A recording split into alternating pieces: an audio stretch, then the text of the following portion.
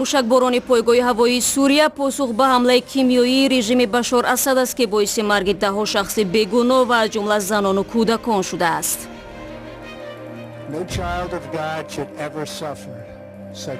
ягон банда набояд аз чунин ваҳшат азият кашад. имшаб ман амр додам ҳамон пойгоҳи ҳавоии Сурия ки аз он ҳамлаи кимиёвӣ оғоз ёфта буд ҳадаф қарор гирад. мақомоти Русия мегӯянд ки 8 ҳаймпаймони бомбгузори метрои Санкт-Петербургро боздошт намуда дар манзили зисти онҳо маводи тарканда ёфтаанд.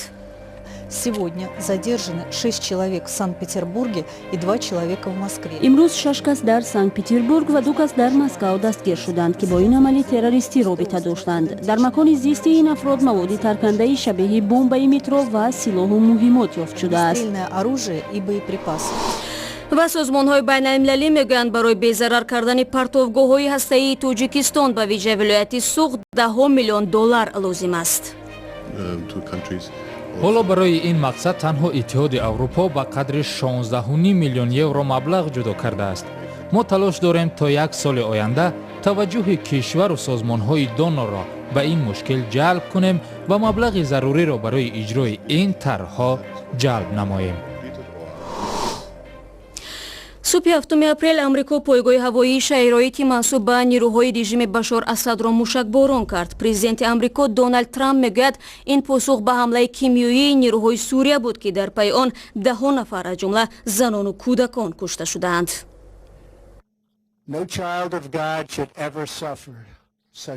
ягон банда набояд аз чунин ваҳшат азият кашад. имшаб ман амр додам ҳамон пойгоҳи ҳавоии Сурия ки аз он ҳамлаи кимиёвӣ оғоз ёфта буд ҳадаф қарор гирад. низомиёни Сурия иттилоъ доданд ки бар асари ҳамла 6 сарбоз ба ҳалокат расида пойгоҳи ҳавоии Шаҳерот зиён дидааст. режими президенти Сурия Башор ал-Асад ва муттафиқонаш Эрону Русия ҳамларо бо лаҳни шадид маҳкум карданд. Не удосужившись ни в чем бе разобраться, ин ки ҳодисаро таҳқиқ кунад, иёлоти муттаҳидаи амрико ба намоиши қудрат ва муқовимати низомӣ бо кишваре роҳ дод ки бо терроризми байналмилалӣ мубориза мебарад. ин бори аввал нест ки иёлоти муттаҳидаи амрико чунин амали беандешаро ба намоиш мегузорад. ин амал мушкилоти мавҷуда дар ҷаҳонро сангинтар карда ба амнияти байналмилалӣ таҳдид мекунад. худи мавҷудияти низомиёни иёлоти муттаҳидаи амрико ва кишварҳои дигар дар Сурия бидони мувофиқаи ҳукумати ин кишвар ва ё шӯрои амнияти созмони милали муттаҳид нағзи дағалона, ошкор ва беасоси ҳуқуқи байналмилалӣ и аст. ничем не обоснованным нарушением международного права. кишварҳои муттафиқи амрико ва ҷумла кишварҳои узви паймони НАТО аз ин ҳамла ба пойгоҳи Сурия пуштибонӣ намуданд. муовини сарвазири Туркия Нумон Куртулмуш гуфт ҷомеаи ҷаҳонӣ бояд бар зидди ваҳшонияти режими Башор Асад қиём кунад. сарвазири Австралия ҳам аз мушакборони пойгоҳи Сурия дастгирӣ намудааст.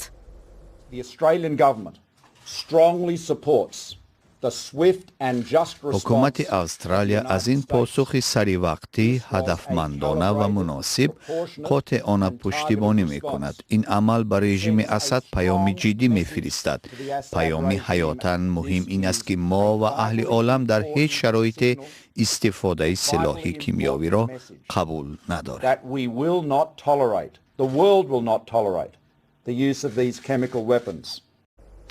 сухангӯи бунёди хазинаи кӯдакони созмони милали муттаҳид ЮНИСЕФ дар Женева тафсилоти ҳамлаи кимиёии рӯзи 4 апрелро гузориш дод.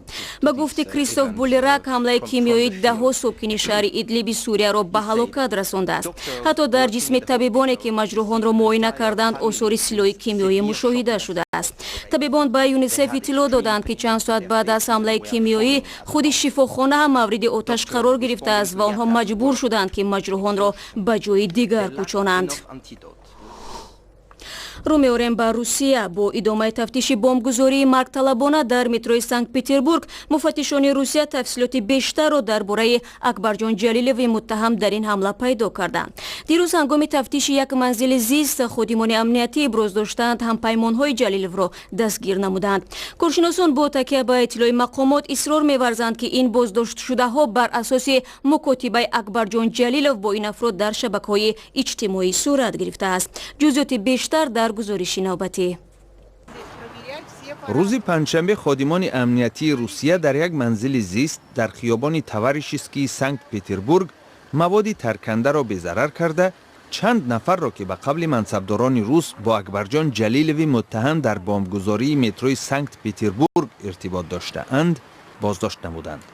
کمیته تفتیشات روسیه گفت روز پنجشنبه در چارچوب تحقیق بمبگذاری مرگبار 3 اپریل در متروی سنت پتربورگ 8 نفر بازداشت شدند. Сегодня задержаны 6 человек в Санкт-Петербурге и 2 человека в Москве. имрӯз 6 кас дар санкт петербург ва 2 кас дар москав дастгир шуданд ки бо ин амали террористӣ робита доштанд. дар макони зисти ин афрод маводи таркандаи шабеҳи бомбаи метро ва силоҳу муҳимот ёфт шудааст. Стрельное оружие и боеприпасы.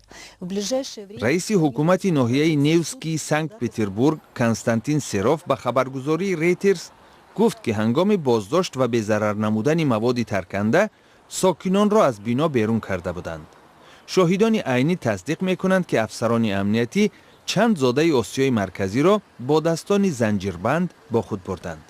روزنامه کامسомольская правда عکس‌های بازداشت شده ها را نشر نموده تاکید کرده است که 6 نفر آنها زاده قرقیزستان و 2 کسی باقی مانده زادگان ازبکستان هستند. همگی از 20 تا 40 ساله بوده در سال 2015 به سنت پتربورگ کوچ بستند. و قبل همین روزنامه احتمالاً اکبرجان جلیلوف با بازداشت شده ها رابطه داشته است. مفتشان بر این نظرند که مسئول بمبگذاری در مترو محض اکبرجان جلیلوف 22 ساله است. آنها خاطر نشان کردند در جهاز ترکنده دوم که روز 3 اپریل در ایستگاه دیگری متروی سنت پتربورگ یافت شده بود آثار ژنتیکی اکبرجان جلیلوف تشخیص شده است. در پسمانظر حمله خونین متروی سنت پتربورگ در تاجیکستان برای نصیحت زنان از تقدیر اکبرجان جلیلوف مثال می‌آورند. در یک همایش ویژه در ولایت ختلان که به خاطر جلوگیری از افراطگرایی تشکیل شد از آنان خواستند که نگذارند فرزندانشان تقدیر این جوان 22 ساله قرقیز را تکرار کنند. تاکنون از این ولایت ده‌ها جوانان به گروه‌های افراطی شامل شدند. ادامه موضوع در گزارش مومن احمدی. وقتی مقامات تاجیک و سازمان‌های جمعیتی با زنان وحش از خطر تروریسم و افراطگرایی در مرکز ناحیه صحبت می‌کردند، حمله در متروی سنت پتربورگ را مثال آوردند که روز 3 اپریل صادر شد و باعث هلاکت 13 ساکن آسایشته گردید. شما هم بچه‌ها نصیحت کنید که با همون گروه‌های افراطی همراه نشوند و عمل‌های نادرست در کشورهای بیگانه مشغول نشوند. من همین به نام اکبرجان جلیلوف گفتنی بچه از اوش از قرقیزستان آیا پدر و مادر همون میخواهند که کسی قربان شود یا که بچه‌شون قربان شود؟ قربان شد دیگر. این همایش را لیگ زنان حقوق‌شناسی تاجیکستان، پژوهشگاه جنگ و صلح در آسیای میانه و حکومت‌های محلی برگزار کردند. در اینجا تاکید گردید که آگاهی زنان از خطر تروریسم و افراطگرایی میتواند برای جلوگیری گرویش جوانان به حزب و حرکات‌های ممنوع نقش داشته باشد. من خود که کارمند دولتی هستم بین زنان دهقانان بین اهالی بسیار رابطه زیست دارم از اهالی آنها با خبر هستم. در بسیار اویله ها هستند اویله هایی که امروز از اونی که فرزندانشان به خارج کشور رفته آنها را به راههای بد بردن به راههای نافهمی بردن عذاب میکشند. بسیار مادران آب دیده میریزانند. در همایش زنان گفتند که نقش زنان در جلوگیری از افراطی شوی جامعه و جوانان مهم است. به زنان مراجعت شد که آنها می توانند دهشت تروریسم را به دیگران فهمانده از خطر افراطگرایی دوستان و نزدیکانشان را آگاه نمایند. همین توازن حسن محبت و آرامش در خانواده نگاه داشته با بچه‌ها با پسرها مثلا زنها مشاورات با این باعث نشود که همین تأثیر معامله بد به بچه‌ها گذارد. قرار است که در 18 ناحیه ولایت ختلان با زنان همایش‌ها و صحبت‌های آشکارا انجام گیرد و مفهوم تروریسم، جهاد، افراطگرایی و خطر آن فهمانده شود.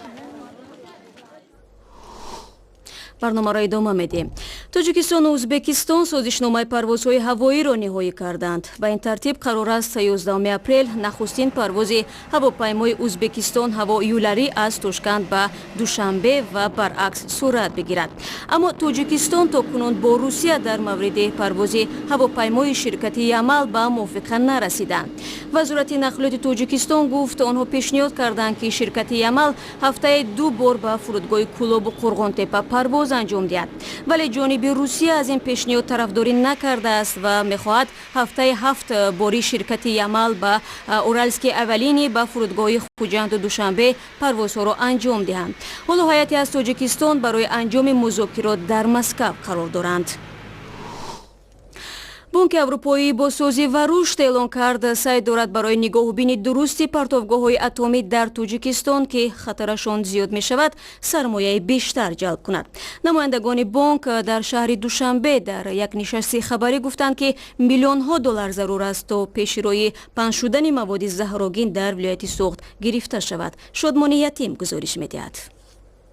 бонки аврупоӣ таҷдид ва рушд мегӯяд барои безиён кардани партовҳои ураниум дар Тоҷикистон 30 миллион евро зарур аст. дар пайи як таҳқиқоти дусола дар Тоҷикистон коршиносони кирокардаи Иттиҳоди Аврупо ба хулосае расиданд ки аз миёни партовгоҳҳо ва қабристонҳои ураниум дар Тоҷикистон мавзеи деҳмой дар шаҳри Бустон ва Истиқлол барои сокинони атроф бештар хатарзо аст. We also discussed with the governor from the Suk region and he radon radioactive gas. در ملاقات با ما رئیس ولایت سوغد از خارج شدن گاز رادون از سوراخی‌های کوهی پرتوهای اورانیوم گفت. تنها در موضع دهمای تا 35,000 تن باقی مانده ها و پرتوهای رادیواکتیوی وجود دارند. در صورت زمین جنبی این تپه موادهای رادیواکتیوی می تواند آسیب ببیند و موادهای زیان آور به بیرون خارج شوند.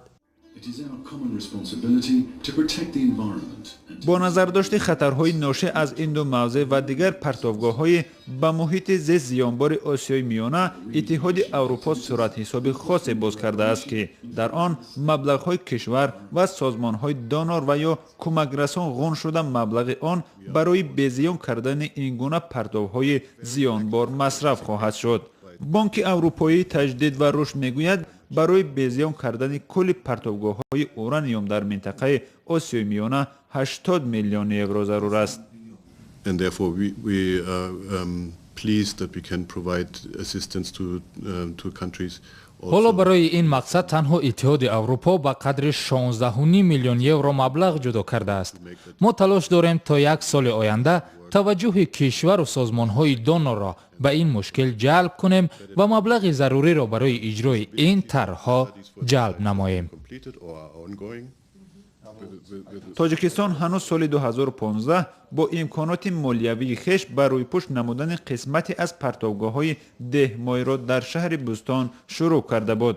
آن زمان تقریباً 20 گکتار از حدود 80 گکتار این پرتوگاه با قبط نیم متری خاک روی پشت کرده شده بود. اما کارشناسان میگویند با قبط نیم متری خاک روی پشت کردن این گونه پرتوها زیان آن را نمیتوانند کاهش بدهند. شادمان یتیم، عبدالله اشرف، آزادی، دوشنبه.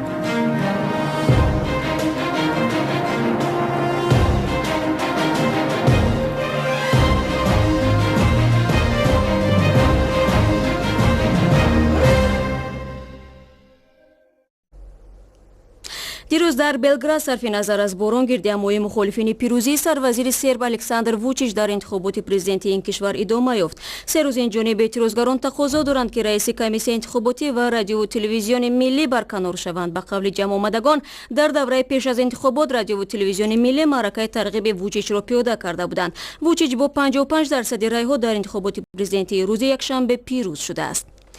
با این خبر برنامه را انجام میدیم. برای دریافت اخبار و ویدیوهای از این هم بیشتر سری بزنید به وبسایت ما www.azadi.org، به صفحه رادیو آزادی در فیسبوک، ادنکلاستینگ و توییتر. نوارهای دیدنی در آزادی ویدیو یوتیوب گذاشته شده است. برای همراهی تشکر و خدا نگهداری هر یک شما.